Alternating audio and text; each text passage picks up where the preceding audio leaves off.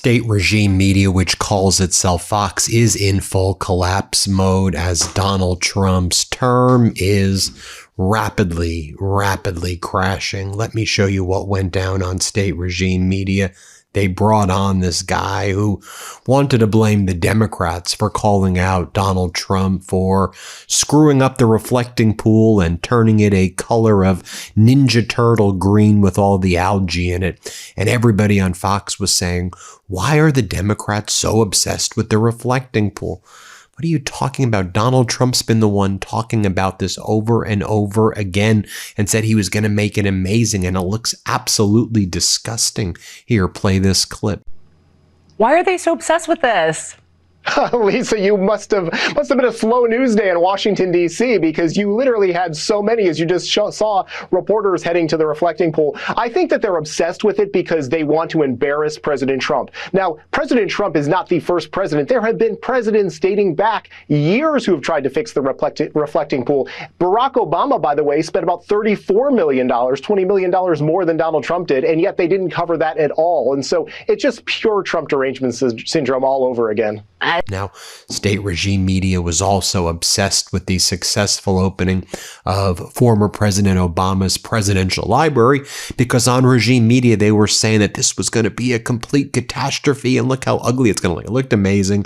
The event was great. And seeing all the former presidents that were all at the library opening was actually great to see, like normal people behaving with dignity, even if they had different policies and came from different political parties. So state regime media brings on Lara Trump, Donald Trump's daughter-in-law, and she's like, that Obama library is disgusting.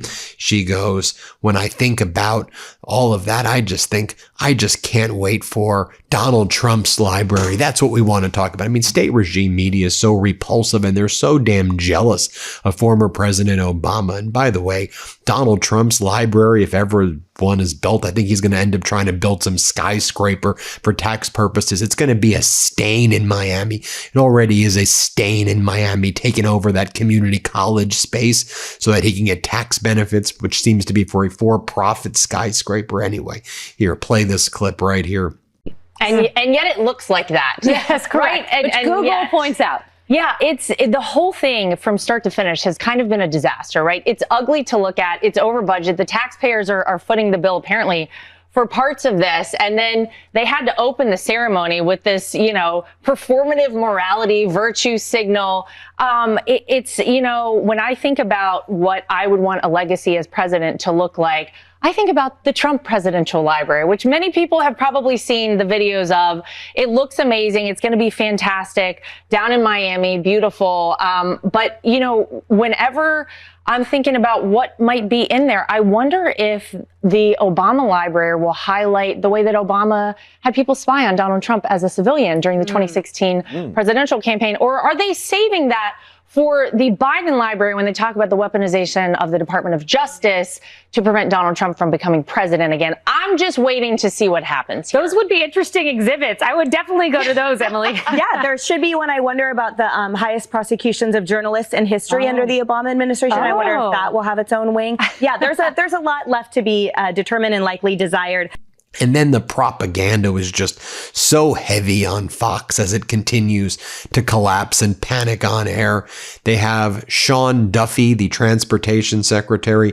His wife is now a host on Fox. And she is a host on Fox. She's doing the evening shows now, I guess. And she's out there saying, we all know Donald J. Trump looks out for you, right? Everybody, he is great. I mean, this stupidest North Korea style propaganda. Just garbage. Here, play this clip. Israel and the neocons want regime change at all costs, even if it takes U.S. boots on the ground. Obama and the Dems didn't even like Operation Midnight Hammer, which set Iran's nuke program back a decade. Trump's looking out for American workers and families who want their gas prices lower and their boys brought home. And who doesn't want world peace? That's something we can all celebrate this 4th of July. The president didn't want this to be a forever war. He always wanted peace. And the left said they wanted the war over too.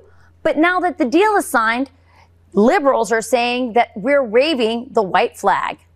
And then, of course, we're getting close to midterm, so you know what that means from state regime media. Time for the culture wars.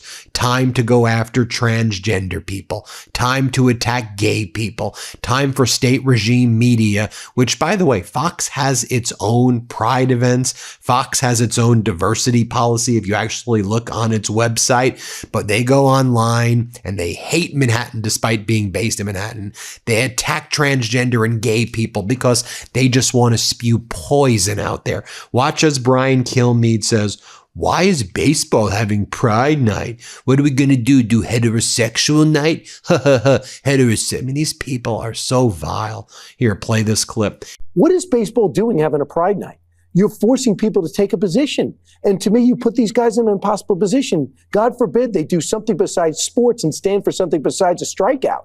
So you put them in the position where in order for them to be comfortable with themselves, they have to say something. And now they're in the middle of this. And I ask you, whose idea was this? You don't have to get involved in Pride Night. We're going to have heterosexual night where only heterosexuals can wear hats. Yeah, but we don't know. So I don't know. And speaking of people who are so vile, then they bring on Stephen Miller, one of the most grotesque, disgusting creatures to walk this planet. And he's like, you know what I like to call James Tallarico? He's not even a man. He's a weirdo, man. How does he have 6 genders? And then you have Sean Hannity. How many genders does he have? What is up with these weird people who spend their evenings talking about penises and vaginas all night? There are real problems facing the American people, real problems facing the people in Texas and states across this country as a result of the Trump regime's awful policies and plans that have caused economic catastrophe in our country in such a short period of time. But yeah, James Tallarico's addressing these issues like a grown-up and an adult. And so what does MAGA have to do? Well, when you don't have plans and policies, just start to shout and yell and say gay, transgender, this name, that name, and try to divide the people. Folks, don't let these scumbags divide us. Don't let them divide us. These are the weirdos that we're showing you right here. These are the scumbags right here. They don't want us to be united so that they can deliver for their right-wing oligarchs and try to continue to exploit us all and harm us. That's why I do these videos. I want to show you what their playbook is. Let's play this clip right here. Stephen Miller, you want to take a shot at what the 6 genders might be, or how God is non-binary, or the advocacy for trans men to have a right to abortion? Would you like to handle any of those 3? All I can say about Tallarico is that Texas is not going to elect an individual. I can't call him a man. Who knows what gender he is? But they're not going to elect an individual, an entity who has said the things that he loves most in the whole world are trans children. He's a weird, strange, bizarre, totally unelectable human who is never, ever, ever going to be the senator from the great state of Texas. Really, Stephen Miller's the arbiter of normalcy, the arbiter of masculinity. He is such a pathetic weasel. Then they have this Kennedy person on state regime media, and she's like, why does Obama want all of the attention? He's just trying to take all of the attention away. And here, play this clip. So Biden's not going to have it. Clinton doesn't care. He's already soiled every room in his presidential library. Bush's cost half as much. No one talks about it. That's all he's ever wanted for his post-presidency. And Obama wants a bunch of attention. It's negative, and that is going to break his narcissistic heart. Oh, then Greg Gutfeld attacks Tallarico. He's a weirdo. Do you see that they literally get a script that they trot out there? And it's name calling, it's jealousy, it's hate, it's venom.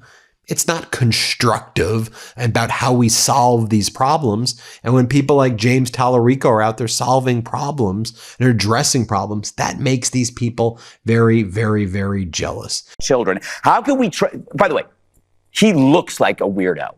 Then you have Jesse Waters saying Donald Trump achieved every objective, right? Right? Didn't he achieve everything? Here, play this clip. Everything's breaking Trump's way. Iran's nuclear ambitions are toast, their military's been throttled, and their economy sustained $1 trillion in damage. Every objective Trump laid out on the very first day of the war has been achieved. But because Iran's a police state and severely wounded, they're cherry picking from the term sheet and spinning that they're getting all this money up front as part of a PR campaign to save face. And they just do this on repetition. We whipped Iran. We beat them. We did it all, and we only had 12 casualties. I mean, we had close to 500 people who we know were injured. 12 casualties is a lot. I know you like to undermine that number, and they're probably covering up much more. And then he's like, any Democrat would have loved this result. Any Democrat would, what's this result? Iran controls the Strait of Hormuz. Iran gets $300 billion. The Iranian regime remains in power. Iran gets everything. The U.S., it's a surrender document. As I've told you all before, I think we should have done this deal, which we should never gotten this catastrophic war. I think we should, Obama's deal, let's be clear. We don't have a deal. It says a memorandum of understanding. Obama's deal was a real deal. Thousands of pages, hundreds of pages to thousands of pages long, very detailed. Of all of the bad options, doing this MOU is the best option imaginable, but we shouldn't forget it is a surrender. It's undoubtedly a surrender document. Here, play this clip. He really stepped back from this and looked at the big picture. And let's remind everybody what Greg said. We whipped Iran. Their nuke program is dead. The Ayatollah is dead. We basically did it with 12 casualties, God bless them, and no ground troops. And now the United States is the world's leading exporter of energy. And we did it in 3 months. You look at that and you tell any Democrat president over the last 47 years, would you take those results? All of them would say yes. And oil is at the same price it was now than it was before the war. I mean, those are incredible results. But and then Jesse Waters, what does he do? Just attack Hillary Clinton. Let's play it. Come on. These are the times to be alive. Historians will look back in 100 years. They're not going to look at the fake news stuff that Jessica traffics in every day. Yes. They're going to see the big stuff, the world-defining moments, the rewiring of world trade, the crime, the economy, the border, what we're doing internationally. That's the stuff. Hillary Clinton is going to be a footnote, and it's just because she's a female. Oh, that's terrible. Don't do that. It's true. Yeah. What has she done? She's just a female. That's it. She's I a see. female that does what men do. U.S. Senator or Secretary of State. That's just a job. Oh, and she just talks at the YMCA. Did she do a great job at the job? No, Yeah. she did a terrible job. Yes. She did a terrible job, it's just like actually- many men have done terrible jobs at those same jobs. Rarely do I say this is beneath you, but it's actually beneath you. You'd to be doing surprised. He can prove you wrong because he'll never break the chain. Oh, and then bring on more state regime media people who say, even though you see this reflecting pool, that's crystal clear. You're not seeing green. Do you remember when I said to you, I said, Trump will tell his people that the sky is orange and they'll believe it. Or they'll tell them the reflecting pool is clear and they'll believe it. That's what they do on state regime media. Here, play it. I'm here at the newly renovated reflecting pool. It's painted American flag blue.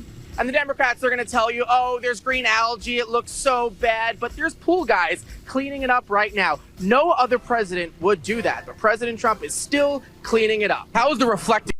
There you have it, folks. Let me know what you think. Hit subscribe. Let's get to 7 million subscribers. And thanks for watching, everybody. New Meidas merch. Head to store.MeidasTouch.com today and get yourself the best pro-democracy gear and show your support. That's store.MeidasTouch.com.